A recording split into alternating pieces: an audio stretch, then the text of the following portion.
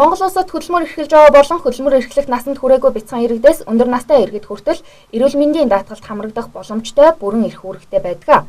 Тэгвэл сарын 670 төгрөг, жилийн 8040 төгрөгийн шимтгэл төлчхөд эргүүлээд эрүүл мэндийн даатгалын сангаас сая 800 мянган төгрөгийн тусламжуулалтын зардлыг гаргуулах эрхтэй гэх мэтээр бол тусгагдсан байгаа. Иргэн бүр нийгмийн даатгалд хамрагдах эрх үүрэгтэй эрхээ эдлэх бүрэн боломжтой гэдгийг эрүүл мэндийн салбарын мэрэгчлэтнүүд хэлж байна.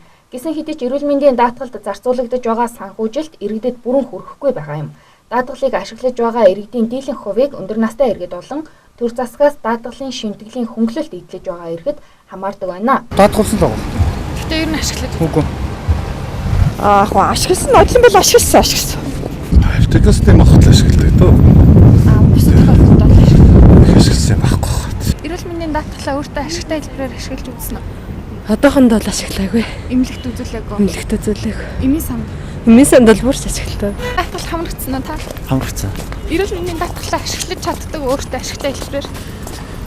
Одоогор ашиглаагүй л байгаа. Эмнэлэгт төвлөж юм үзүүл ашиглахгүй. Эмийн сандаас ашиглаагүй.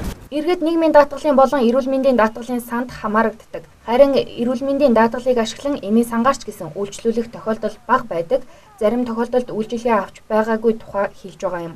Үүнээс үзвэл даатгалд хамрагдсан ч бүрэн эрхээ эдэлж чадахгүй байгааг харж болно. Тиймээс даатгалын сандаа хүмүүр жилд нэг удаа хамрагдаж байх ажлыг зохион байгуулах шаардлагатай төрийн тусламжийн үед иргэдэд хүрч үйлчлэх тогтолцоог бий болгох хэрэгтэйг онцолж байна.